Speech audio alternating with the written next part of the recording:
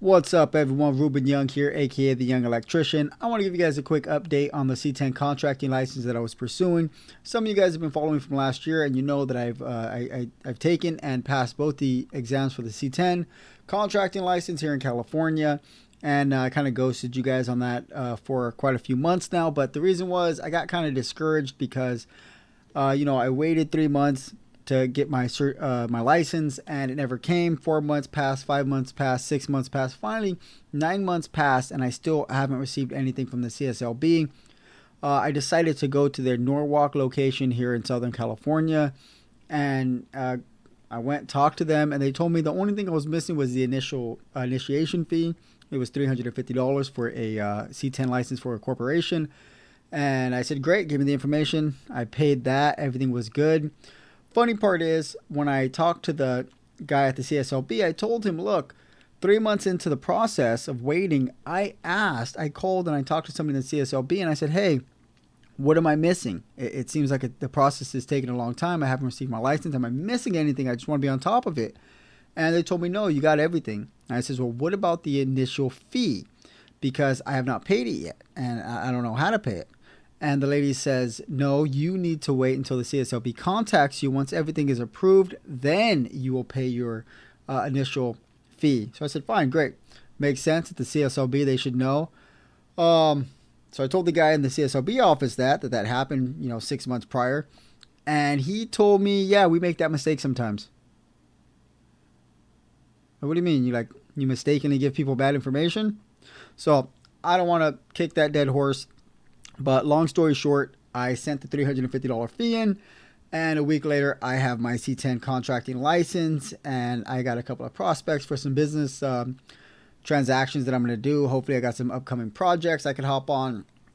And I really just want to give you guys this information because there's a couple things you could do to try and speed up the process. Now, once you fill out the application for the to actually take the C-10 exam, you got to know something. There's two things you got to know. One, you have to decide beforehand, are you going to go as a sole proprietor or are you going to get the C-10 as a corporation?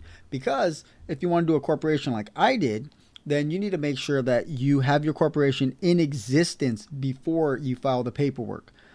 Because when you file the paperwork, your corporation's EIN number, you're going to file for a C-10 license as that corporation using that corporation's EIN number. So before you pay for any schooling, before you do any of that jazz, make sure you put that corporation into place, and then go about applying to a school or whatever resources you're going to need.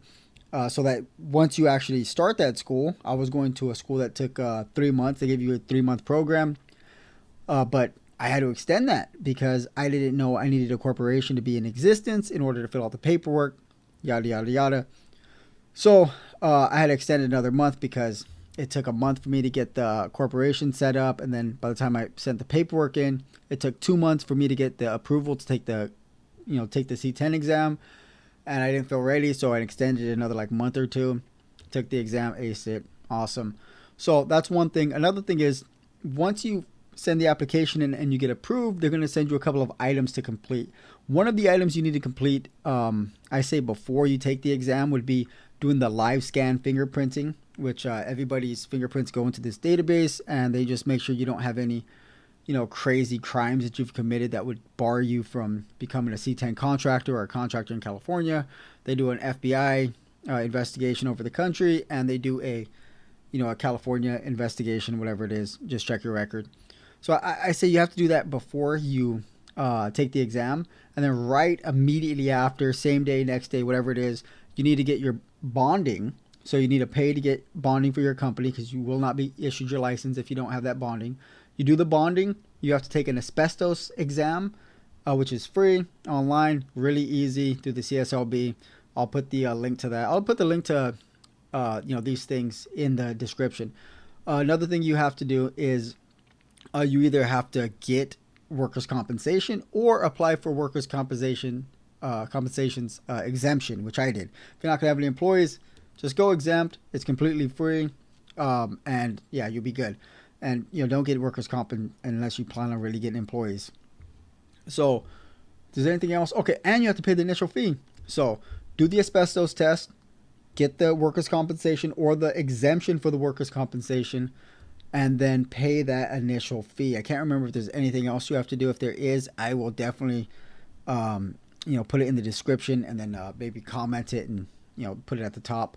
So I got my license finally. Congratulations to me. So for some of you guys out there that are going to get your C-10 contracting license, feel free to just message me, comment below, and I will try to answer whatever questions you have. If there's something you really want me to go into, maybe filling out the paperwork, maybe how do you actually start your corporation, whatever information you guys want, just message me and I'll try to provide that for you. All right, till next time, peace.